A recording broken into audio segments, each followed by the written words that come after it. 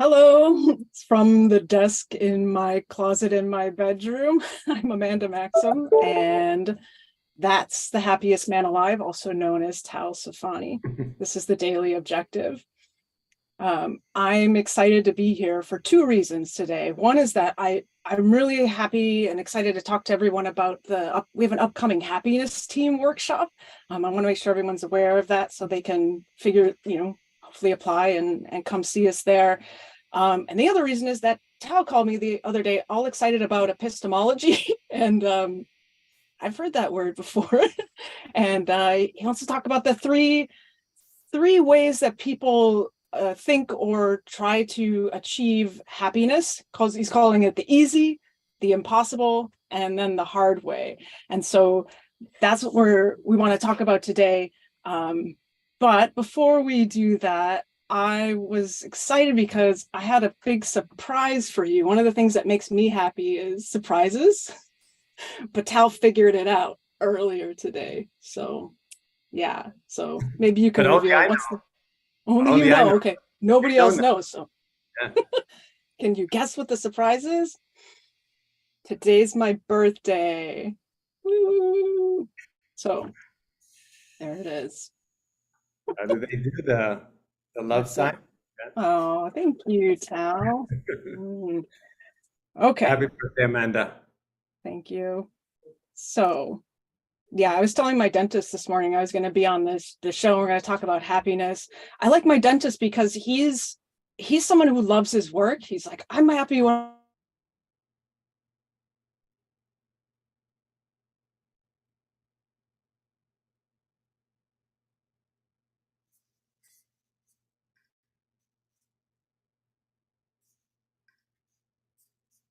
We might have lost Amanda. Yes, I think is she frozen to you Yeah, as well? she's also Okay. frozen for me. Yeah, so I don't know. Maybe her internet dropped. So I'll pick it up. And I don't know why Amanda loves her dentist, but we'll hear about that, I guess, a bit later where she reconnects.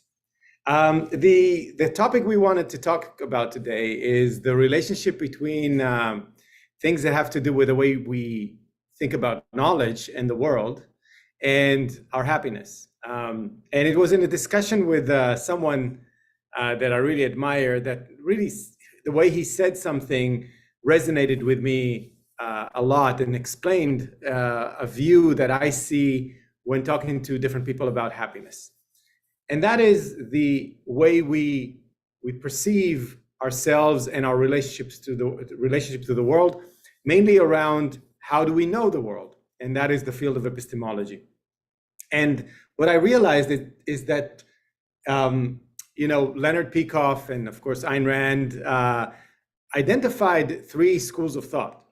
And it was amazing to me to see how those three schools of thought then represent themselves or manifest themselves in the world of ethics, and then the approach towards happiness.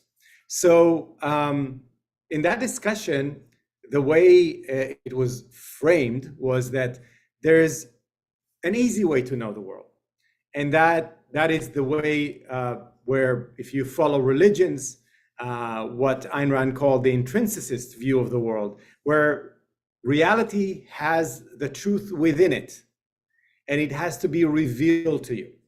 And so either in the form of commandments or the forms of someone, some kind of authority, if it's a god or whoever your spiritual leader will tell you, this is what you do and this is what you don't do. And if you follow my rules, you'll be happy. So I call it the easy way. The easy way is the way to just do as you're told. Just follow the rules and just go with whatever was told to you. And if you go with that, you'll be happy. And that is a very reactive, passive way of perceiving knowledge, the world, and eventually yourself and happiness. So there's the easy way of knowing the world.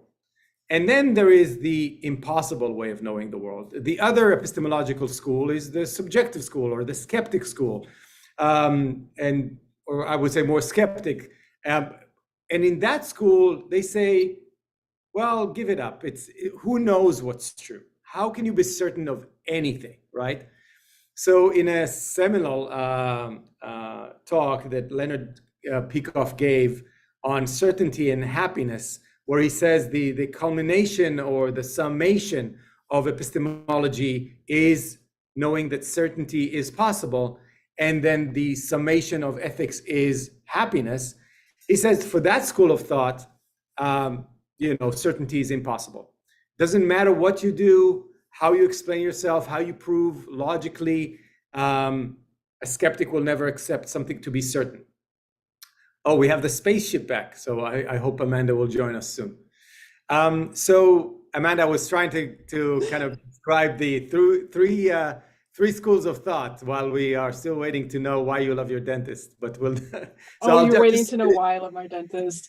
Yeah. I was going to ask you, how's the show going? My dog unplugged the router. My dentist is happy because he loves his work. Like, that's what he says. He's like, I'm happiest when I love it when I'm coming into the office because I can't wait to be a dentist, which is sort of, it's funny because most people on the other side of the dentist hate the dentist. Yes. Well, I have an interesting statistic about dentists, but I'll just finish a thought that I started, which is the skeptic in epistemology, right? I was talking about the intrinsicist and the easy way.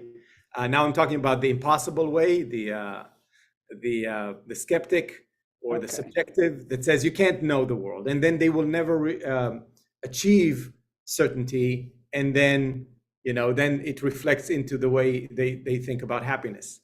And the third option, the objective option, or the objectivist view of epistemology and then ethics, is it's hard. And a lot of people don't like hard. This is why I think it's very demanding. And to really understand Ayn Rand's philosophy and what she's demanding from you to achieve certainty in epistemology and then happiness in ethics. And both are demanding. So maybe we'll dive into that a little bit later, but those are the three schools of thought, what I call the easy, the impossible, and the hard. Yeah. And I'm one of those people that, you said hard work, and that also doesn't sit well with me. I think it's because, when you're a kid and the adults around you, like they don't, not very many people seem happy, and they kind of throw it in your face about how in the future you're going to have a job and it's going to be hard and it's not going to be fun. And so when you say hard work, I'm like, I'm not saying beautiful. I think you're describing dutiful. Probably. Hard is hard. If you take it back to being a child, hard is the challenging. Hard is the exciting. Hard is the thing you can't wait to get your hands on. That's hard for me. So you're saying it's hard, like I love discovering how much you love space and engineering and rockets, and then figuring out how to build one, like that kind of hard. Well, I mean challenging, and maybe is a better word, right? Challenging. Hard could be misinterpreted, so we can move to challenging, right? Challenging in the sense that you're gonna spend some time and effort to achieve it. It doesn't come easy. You have to integrate. You have to exert energy. To first, on an epistemological level, integrate your knowledge and make sure that what you know is true is actually true, but then take it a step further and then say, okay, now that I know how to think and I know how to determine what's true, how can I achieve another challenging thing, which is my happiness? And the attitude is, again, it's an attitude of something challenging. This is why we need a purpose, but it needs to be something that is not easy to achieve, because if it was easy, it would not have this excitement aspect to it, or anticipation to reach some kind of level. And if you notice, the way we actually think about values and goals is once we achieve them, they lose some of their attraction, right? In the sense that, yeah, I'm already there. Now what's next? And that's the kind of challenging I'm talking about. Yeah. I think it kind of reminds me, you said once about life and death, and how if there wasn't, like, the fact that you're going to die someday makes you feel happy, because if there wasn't death, there'd be like no possibility of of life and that wouldn't have any meaning and goals. And I wonder if it's the same thing about happiness, that there has to be a possibility of like getting it wrong and failing and not achieving in order for there to be like an achievement that's possible and that is meaningful, because you can't have one without the other, just like you can't have a hill without a valley, something like that. It's exactly the same. Challenging entails the possibility of failure. Yeah. Right. And if there was not that contrast, then it wouldn't matter, right? So I think you're right. I think in the sense, the contracts of life and death, right, and the contracts of success and failure, as a result of that, right? Then it's the same idea, the same concept of I want to do something that is not something I would get by default. You know, life is not a default. If you stop doing what life requires, you'll die. And if you won't do what's required for you to succeed, you'll fail. So that energy, this purposeful direction of energy and thought and action towards achieving a goal is, I think, is what goes into the word challenging, right? So I want to talk about you said two other sort of contrasting views of happiness that are pretty common. I've been thinking a little bit about them. I think probably they're also common in me to some extent as well. The first one what is it that you say it's easy, and you put that as like, just follow the rules and you'll get to happiness. So tell me about that one first. So if you accept truth as a revelation, as either by a higher power or somebody telling you, okay, just follow those rules and you'll be okay, right? Yeah. What kind of attitude is that towards knowledge? And then what kind of attitude does it create towards happiness? So the attitude is very reactive. I'm not engaged. It needs to be revealed to me. It needs to be discovered by somebody else, and then I should accept it. So it's a very passive way of accepting knowledge and how you know something to be true. And I think the result of that, if you think about the way one's attitude, if you carry that kind of epistemology with you, is I just follow the rules. I'll just do whatever everybody else expects me to do, kind of conform to whatever they say, and I'll be happy. And you see a lot of people that say, you ask them, how are you? And they say, can't complain. My neighbor says that. You know those people. Yeah. What does that mean? Can't complain. It means that your attitude is like, I'm following everything, so nothing to complain about. It's not that life is something beyond, following the rules. So you see a lot of conformity, a lot of, and it creates, I think, there's a big psychological price to pay if you follow that school of thought, because your soul does want to see you express yourself and your humanity, but you're not allowing yourself, because that's not what the good is. The good is to follow the rules, to serve whatever morality you've been told will lead you to the good. Yeah. So I have a long and complicated history with rules. It's people that know me. It's like, give me a rule, and I get really, I don't know, I get this anxious feeling about it. Like, who's making the rule? Why is there this rule? And and more importantly, whose rules are these? Because that's often what it comes down to, right? Is like, who is the one telling me to do this thing? Because aren't I kind of giving them the power of my independent judgment, right, as to what's right and what's wrong? And I figured out that often when someone tells me a rule, what I'm really longing for, even if it's a good rule, is like, what's the principle though behind it? Because if I can figure that out, then I can understand what actually makes sense and what to do. So like a rule is like, don't run in the hallway. Okay, so that's probably good as far as it goes, but then like, okay, but if there's a cougar chasing me, like, I'm going to run in the hallway. So like, clearly there's a bigger principle here, which is, I don't know, make the environment, make myself safe maybe, or it's don't be a disturbance. Yeah, so can you give me an example though of like, what are some of these rules that you're talking about? Like, well, first I have to say that the way you're describing this is the attitude of, it's an epistemological attitude, trying to understand what to do with it, right? So what is the why do you want me to call this something true? Why do you want me to regard it as knowledge? Well, what constitutes the the progression of possible, probable, certain, that I need to take every piece of information and kind of integrate it into my knowledge so there's no contradictions in my knowledge? This is the epistemological attitude that you have. It's like, why? I want to understand. It can be true if it doesn't contradict, if it does contradict anything else that I know. What about the extreme cases, and so on and so forth. This is epistemological. And I think the reward you get as Amanda, right? If this is your attitude, you're going to develop a very independent way of thinking about what's good and what Amanda should do in order to make herself happy, which is the opposite of what I described in this intrinsic view of epistemology, and then the conformity of that it precedes that in morality.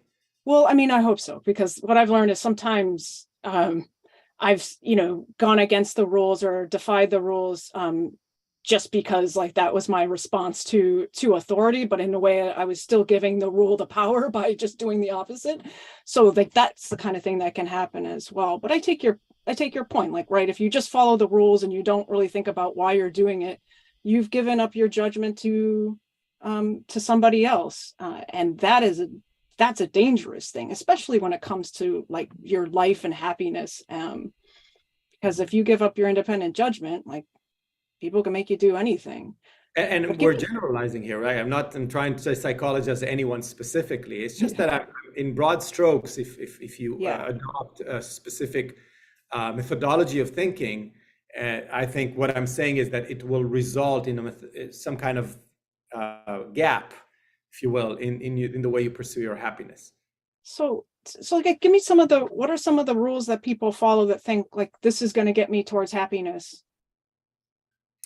Oh, do you want to start talking about the rules? There's no end. I'm curious. Give me some examples. I was born into an environment that said, believe in God. Okay. Why? Believe in God. What do you mean? We all believe in the same God, and this is, don't eat specific things, right? My grandmother is like, don't drink during lunch. You only drink at the end of it, right? Because it's not good. It's like, why? I'm thirsty. I just ate a couple of bites. I want to drink.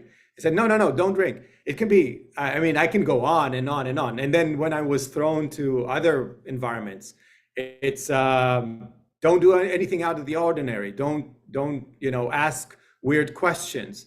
Don't run in the hallway. Don't. There's so many rules that made no sense to me. Some of them, by the way, are great rules. Yeah. But you have to discover the underlying principle, as you said, behind them, and then you say, okay, that one I'm adopting. Don't lie. It's like, why? Why not lie? I want to lie. Let's see what happens. So try lying to your mother and see what happens then. And so it's not the true or false. It's the methodology by which you determine if it's true or false, right? And the rules are good. I mean, having principles is a good thing for life. I'm not saying that rules are bad, right? Or meant to be broken. No, find the good ones, but establish them upon a specific methodology of deriving their truthfulness, right? Yeah. I'm quite sympathetic to this view, because I feel like at least you have a plan, right? If I do what, I don't know, maybe I don't know what the plan is, but get up in the morning, make my bed, get a job as a doctor, lawyer, engineer, have a family, focus on other people, then I'll be happy and I'll live a good life. Like, okay, well, I got a plan, like that's great. Think about Jordan Peterson, 12 rules for life. Even the idea that someone will give you 12 rules for life and doesn't really explain where they come from, other than some kind of theological, mystical stories in the past, is arbitrary. And it leads to that conformity and eventually to this malevolent universe premise of life is not supposed to be fun. It's a series of duties that you have to follow. And if you listen to Peterson, that's the way he lives his life. He's a miserable human being. He gets into depression all the time. He thinks life is a misery. You have to carry the weight and be responsible. And I don't make my bed. I don't make my bed. What's the point of making my bed if I'm going to go sleep in it in later in the day? For some people, if they value the tidiness of their bedroom, great. No, I just leave my bedroom and I'm in the office most of the day. I don't see the bedroom. So I don't think making your bed is a rule, right? Maybe it's a value maybe to some people who like the tidiness and the order in their house. So all those arbitrary rules of morality are based on this view of epistemology that I think, and Jordan Peterson is a good example of that, of how that epistemology manifests itself later on in a very dutiful conformity-based morality. Okay. So basically you're saying you're setting yourself up for some real disappointment if you just follow the rules, because you're not likely to actually get yourself to real happiness. Way more than that. It's a life, I think, an unfulfilled life at best. Because you don't get to express your humanity, your individuality, your creativity in any way. How would you make something new that nobody did before, right? You have to break some rules or do something that at least nobody thought of. And more psychologically, you never develop the level of self-esteem that gets you to the highest level of productivity and creativity. That's my view. Yeah. Okay. You seem down with energy now that we've concluded. I know. It's so fun talking about rules. And I just think of, like religious people that are told, whatever it is the rules are, keep sweet, pray, obey. And even then, like, I'm not even certain that the goal is happiness anyway. Oftentimes when people are, it's just, I want you to stay the course. Maybe sometimes it's because I feel bad that I never broke out of the mold myself, and so I want you to have that same horrible experience. Conformity. Yeah. So yeah. So let's talk about the second school. Okay. Yeah, the second school you called impossible.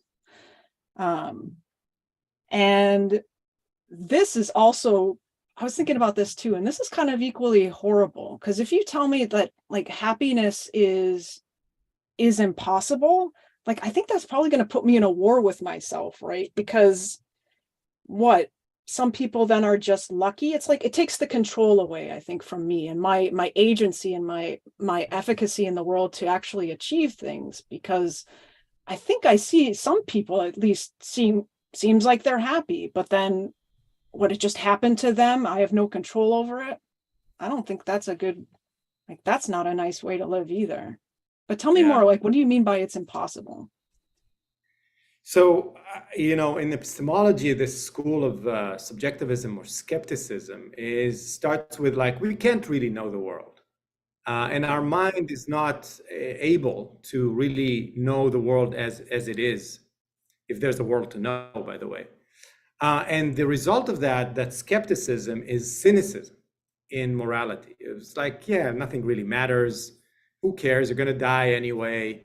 What's good for you is not good for somebody else. It's all relative. It changes over time. It changes between cultures. So there's no real compass. There's no real moral compass. Now, of course, you can't live with this. So they have to cheat. They have to find some kind of purpose. The same as the intrinsicists, right? They have to find some kind of purpose and cheat their morality in order to be a little happy.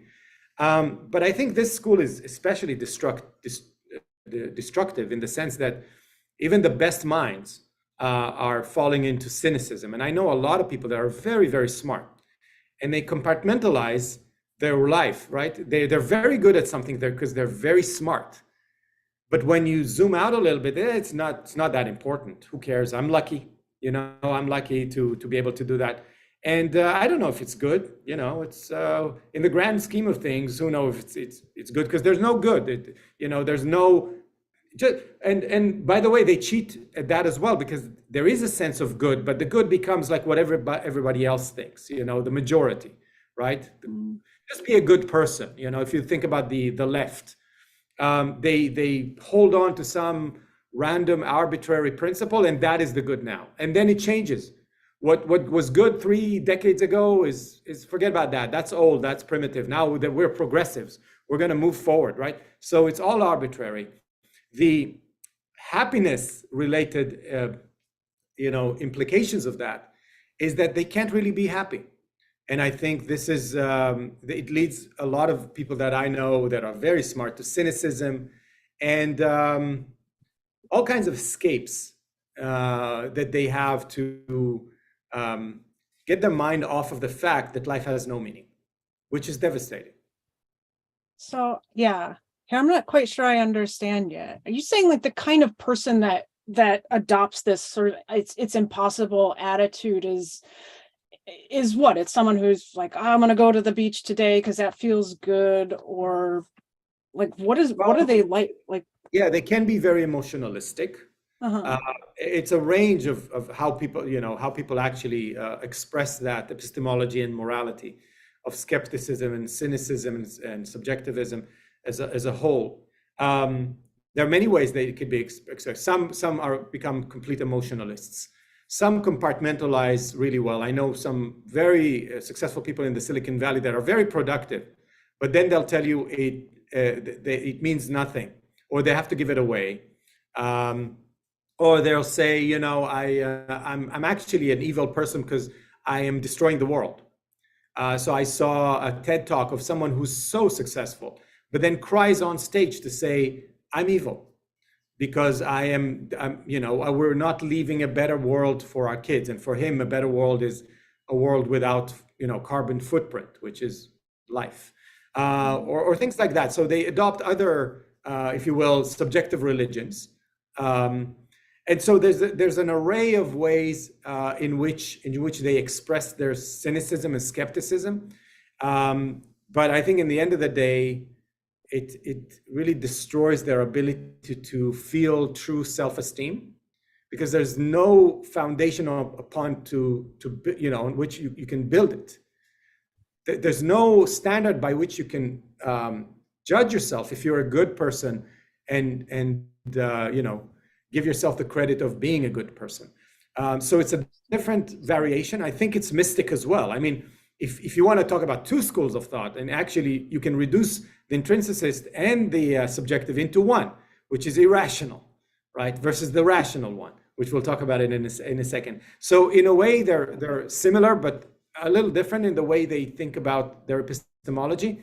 And when I talk to a lot of people about their happiness, I see that you can see the difference between the intrinsicists who are, follow the rules. Life is pretty clear to them. They know what to do and they go and they do it. And the subjectivists are like much more fluid. This is why they end up being a little bit more creative, more intellectual in a way, the elite, right? But they're completely miserable. I mean, I've met lately so many successful business people that are on that side where they say, yeah, it comes with guilt. It comes with addictions. It comes with mental issues. So yeah, you can try to be successful economically. You can try to be something really good, but you'll pay the price for it. Yeah. All kinds of confusions, and like I said, we're trying to paint broad strokes of schools of thought, and of course, psychologically, each one of those individuals applied a little differently. But the end result is they all have big gaps between their potential happiness and ability to live life to the fullest and where they are psychologically. Yeah, and I think that's the value of talking about it, is like if you can see those things in yourself and think like, yeah, I am becoming a little cynical. Like I'm worried about that. I don't want to become cynical ever. And you explaining like, yeah, it's because, so let me break it down. So it's because you've lost hope for like any chance at happiness. It's completely out of your control. And then at some point like cynicism isn't just that you're hopeless, it's that you're gonna, tear down everybody else and everything else around you too. I would say you didn't lose hope. Okay. Shouldn't be a hope. Hope for what, right? And so it's very deep in the sense that there's no purpose, Amanda. We're all going to die, right? So nothing's certain that, like Leonard says in that lecture, nothing's certain other than taxes and death, right?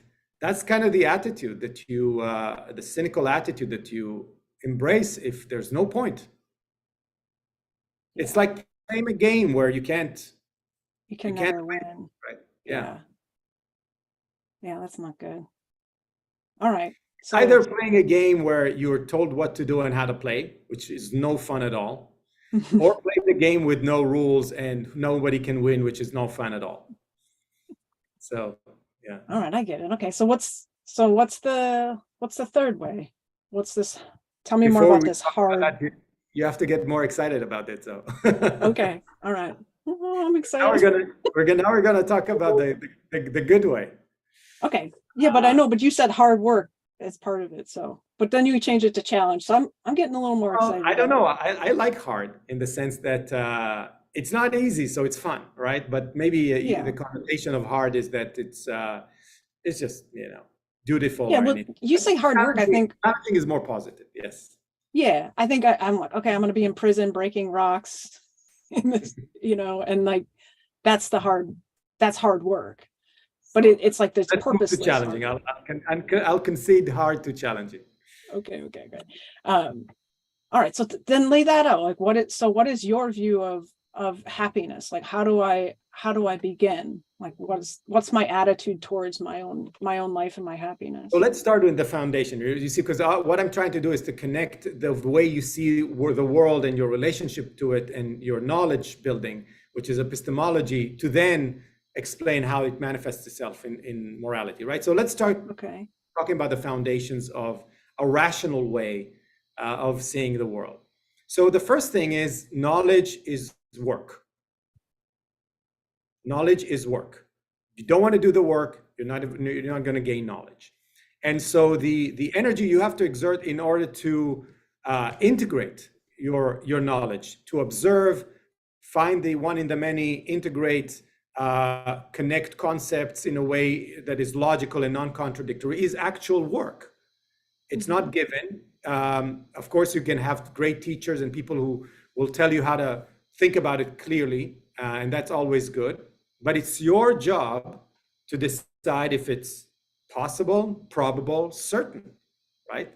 And if you take that attitude towards knowing the world, then the derivative of that is that, okay, now what do I want? And the same attitude applies. It's work. I need to figure out who I am. I need to figure out what I want, and I need to figure out how to get it. And I need to figure out how to get unstuck if I fail and try again. And I need to figure out what to want after I achieved it. So there's a lot of work involved in getting yourself to the point where you say, yeah, I'm living my life as a human. I'm based on this work-oriented knowledge building, and now I'm in the work-oriented value pursuing, right? So that is for me, that is the foundation, and this is how you should carry that foundation into the world of morality. And if certainty is what you're trying to achieve in epistemology, happiness is what you're trying to achieve in ethics, right? And I think the beautiful way that objectivism allows you to do it, it's really a philosophy for success. It wants you to succeed. It wants you to apply yourself. It wants you to see yourself thriving. It wants you to succeed materially, physically, spiritually. But it asks you, it demands your work. And so I call it maybe there's this book, The Hard Things About the Hard Things. There's some hard truths about getting things done or achieving what you need. It's just complicated sometimes, right? So don't shy away from exerting energy to know things and energy to pursue things. Well, first to figure out what it is that you want to pursue, which is, I think, a strategic question, and then how to get it. Okay, so when you get into the philosophy, sometimes it goes a bit above my head, but let me break it down. So you're saying knowledge, like real knowledge, is hard work, like because you have to actually understand it yourself. And that point I get, because I've done a lot of like trying to gather real knowledge in the world. I had this professor in a physics class, and he would write on the board. At the end of the class, he would just erase it, and we would all be like, no, don't erase the stuff on the board, because we would just be sort of madly writing it down. And he would always say, if it's not repeatable, it's not worth anything. And like, okay, it was kind of like a not a nice thing to say in one way, but like, yeah, I get his point. Like, if I can't reproduce that knowledge or really understand it for myself, then it's not worth anything. It's like, it's not just like junk on a board to copy down. It's, I need to understand it myself so that I can use it. Okay, so knowledge is the thing. It's hard work to get knowledge, and to actually have independent knowledge that is true. But the reason that you want that is because it's knowledge about reality, and that's where you live. And if you want to be successful in, like, I don't know, your actions and what to do with this knowledge, it has to be real. And it's knowledge about yourself as well, not just about the world. I see. So I think that's a part where even a lot of objectivists don't understand, which is how to apply objectivity to the knowledge of oneself. Well, yeah, I mean, because how do you do? I mean, that seems like could be a really daunting issue, right? But I mean, I love that you talk about that in the happiness team too. It's like who you are is a part of reality, like the way that you think. And even if it's just like, here's where I am in my life right now, here are certain thought patterns that I've adopted. Some of them are not useful and not good. Others of them are great. The things that I respond to, those are part of the knowledge that I need in order to be a happy person. Like, I have to know myself. Like, I have to know what kind of person I am in order to figure out what it is that I, want and need, and how to go after it. So yeah, like you're saying, that's a big part of what it means to be, or to start working on this challenging problem of how to become happy. I think the tricky thing about knowing yourself, when you're observing reality and you're studying matter, or behavior of other people, or something that is outside of you, I think it's much easier because you have proof, you have observation, you can perception, and you can integrate things that are outside of you. When it comes to your inner world, the tools become a little different. And introspection is the skill that I think is missing, really missing. I mean, if, Ayn Rand said, if we were 5% as good as we are, 5% good in introspection as we are in extrospection, we'll be a race of giants. And I agree with her, because I think what we're not taught to do very well, like we're taught to do math and logic, is to observe yourself and to define what does it mean to know something that is true about yourself. What does it mean to be certain about something that is true to your nature? How do you actually gain that knowledge? How can you say, I am like this? Because maybe on Monday you're not. How can you say, I love those kind of things? Because then you get bored of them and you move to something else. So it feels like the world of the inside is way more arbitrary and subjective. Mm-hmm. And I don't think it is. I think that if you apply objectivity in the right way to the inner world, then you discover that you have a nature, and there are principles about who you are and about the way you perceive the world and what you find meaning in. There are those principles. There are those things that, and I created a term, your value themes. People don't understand what I'm talking about when I say value themes, and we talk about in the happiness team workshop. It's like there are truths about you that will always be true. You just have to dig very deep in integrating what those things that move your soul, what's the common denominator in them. And I actually can predict values and manufacture values if I know those things very well, and they never change. So if I figure those things out, it's like a key to my happiness, because I know what's true about me. I'm not guessing. And a lot of people live their whole life guessing what they like. And then 10 years later, it's like, I don't want to be what I thought I wanted to be, right? Because you guessed. You didn't have that certainty and knowledge that you gain on the extrospective world.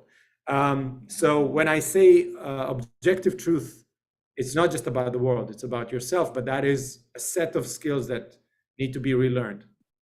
Yeah. And it's that you're sort of talking to one of those people where you spent a lot of my life chasing this dream of becoming an astrophysicist. And like, I got there and it just wasn't what I wanted. And I realized, like, yeah, maybe if I had spent way more time thinking about who I am and what it is that I really actually want and respond to, I probably could have taken a different path earlier in my life and not have, been in the position of, okay, well, now what do I do? I don't really actually know myself, and I'm here for some reason other than it's something that I love. And not saying that those things are easy to figure out, but it's not just thinking about it. It's giving yourself opportunities to see more observations. How do I react when I work in that environment, and so on and so forth. I always say to young people, like, I want to be a lawyer. Did you work in the law office? Have you, walked, try to ask a lawyer to follow them for about a week or a month to see how their life looks like? Is that what kind of lawyer do you want to be? Do you want to, be in court? Do you want to do the research? There's so many. Do you want to do corporate, criminal?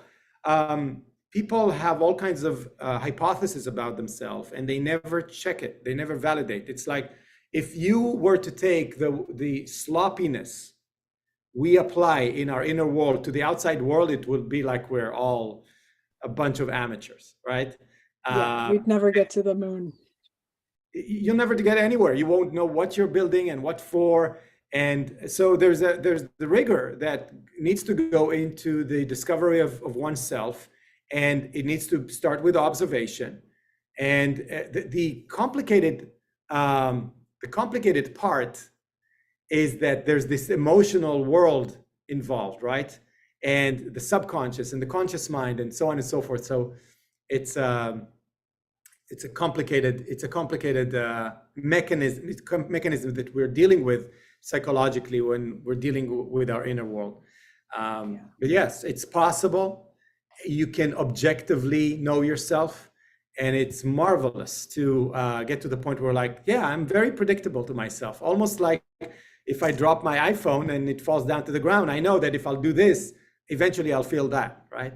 And most people never get to understand the relationship between cause and effect when it comes to their inner world. Yeah, you mean as in, like, if you took a small situation, like, why was I so angry at my boss when he said that? And like, you gotta figure out, like, what's the cause of this anger? Like, why is it here? What is it? Is it true? Not true? What do I do about it? And more importantly, what is the principle about your nature that is always true that gets you to feel this way? And so I don't know if you want to dive into this, but there's a lot that goes into breaking down your reaction, all the way to the value that is at stake that created that reaction. Then you have to figure out if the value judgment is objective or not. The complicated case is like, it's not. I need to change the value, and that's psychological work.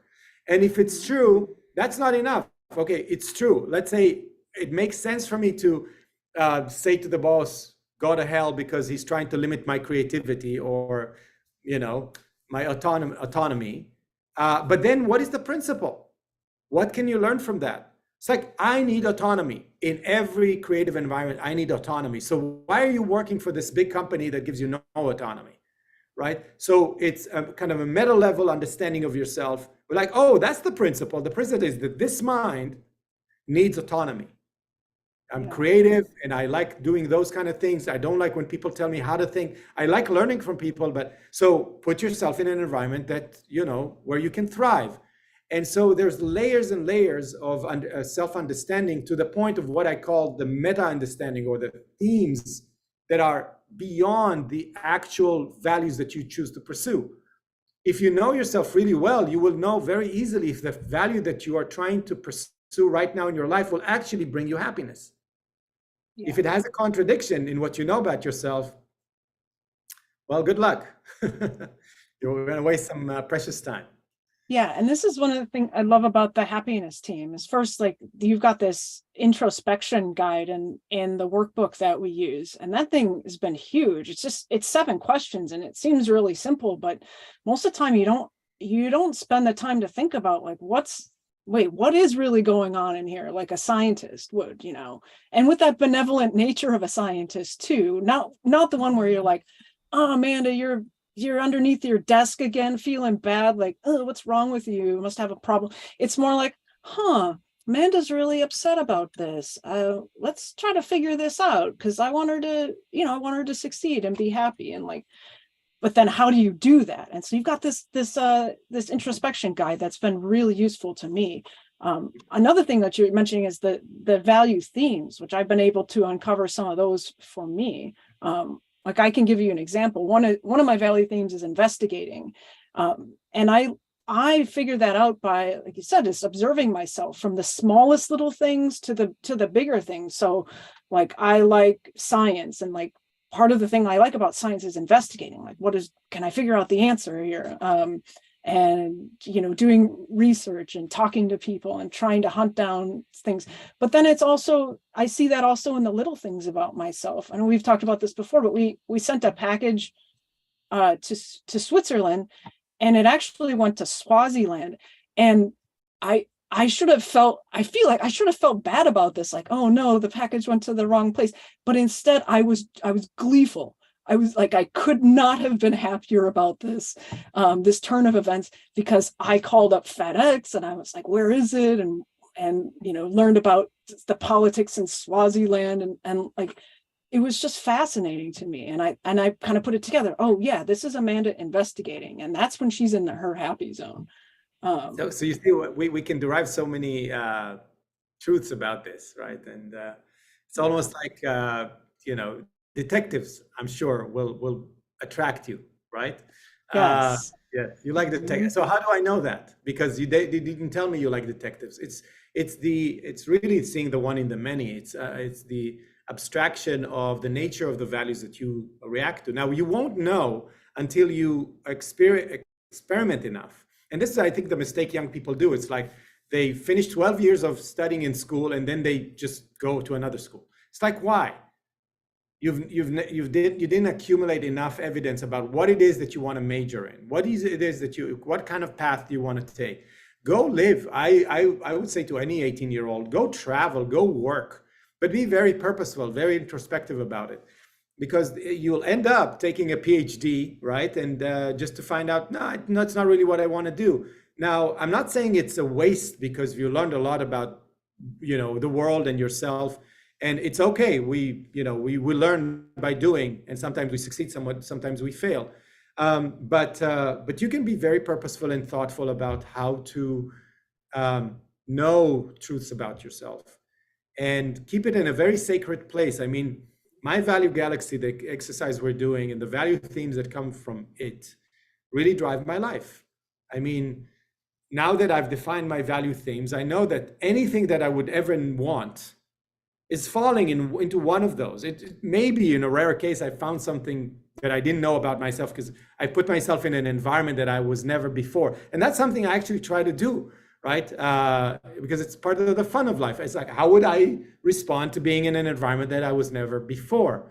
And that's my kind of sense of excitement about, knowing things about myself that I didn't know before. But I know a lot. I mean, I know most of what there is to know about me just by putting the effort, right, the work, into integrating the responses and the both the emotional, motivational responses to different things that happen in my life, or activities, people, property, everything, environments, and using all that evidence to learn another thing about myself, so I can project it forward and be very thoughtful in the values I choose to pursue that claim my time. Yeah. Yeah, I want to talk about data for a second. We've got some super chats coming in, so let me get to those in a second. But I want to say, like, even hating things becomes fun in that regard, right? Remember that scene in Star Trek when Data's got the emotion chip and he goes to the bar and he gets a drink and he's like, ugh.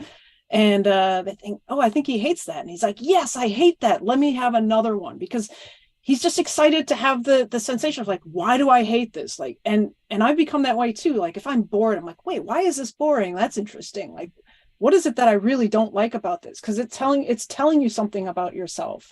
Yeah, even in those situations. So like I said, hating things becomes even. And we have this concept of the concept of black holes in the happiness theme, that we really want to capture those things we hate, we loathe, we find boring and repelling, because at the end of the day, we're trying to protect something that we love, right? Or so you can learn with contrasts, like you say. If this is boring, what does it say about what's exciting? I know it's not that, right? Or why am I afraid of those things? Fear is like you're trying to protect something. What is that thing I'm trying to protect? So that, yeah, I agree with you. There's a lot to learn from any experience, good, bad, or blah. All right, so I'm gonna get to the super chat. I've got happy birthday wishes from Jonathan Honig. Thank you.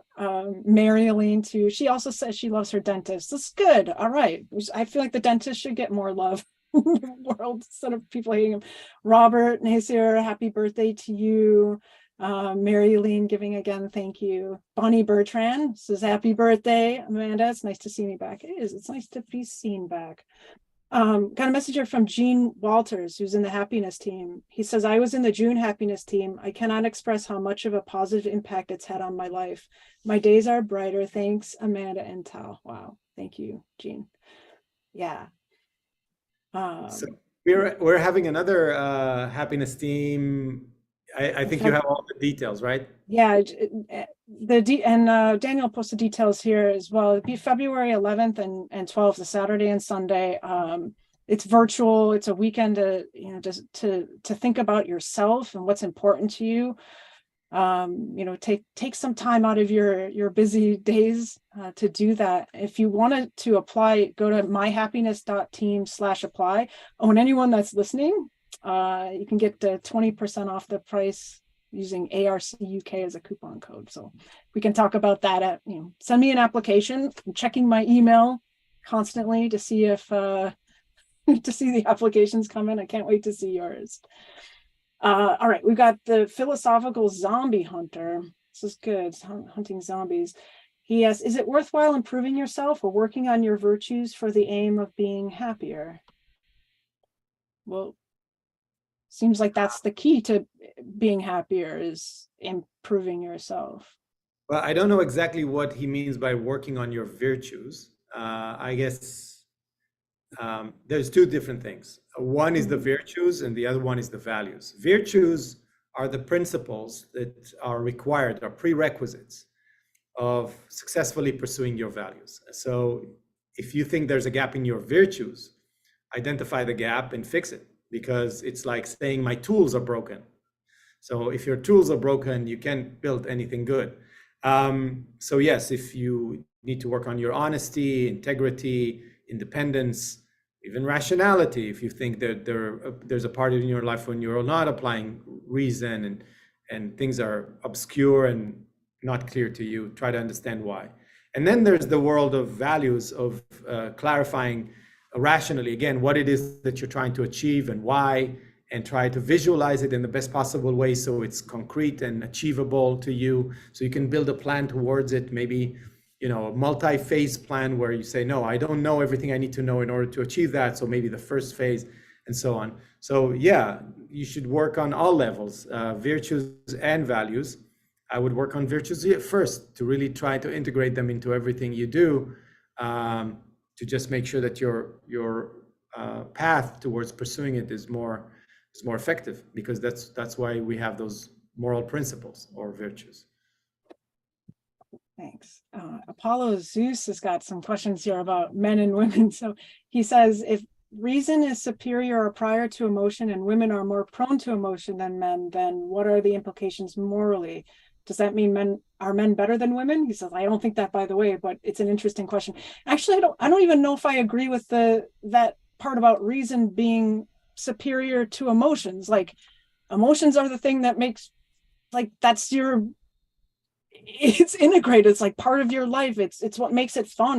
And I don't know. It's the false dichotomy of reason and emotion. It's I would, whoever asked the question, I would really urge them to take some courses in the Ayn Rand University app about the role of emotions, what emotions are. They're not against reason, not at all. There is, I would say, a thing called emotionalism, which takes emotions as primary.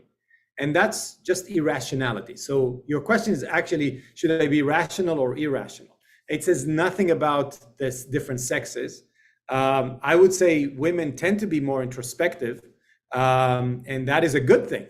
So if anything, they have a leg up of slowing down and talking about their emotions, trying to understand what's going on, sometimes very ineffectively, I would say, but it's all about being rational or irrational, understanding the role of emotions and what they are and what they're not, how they should be used and how they should not be used. And if done properly, then it's open to anyone.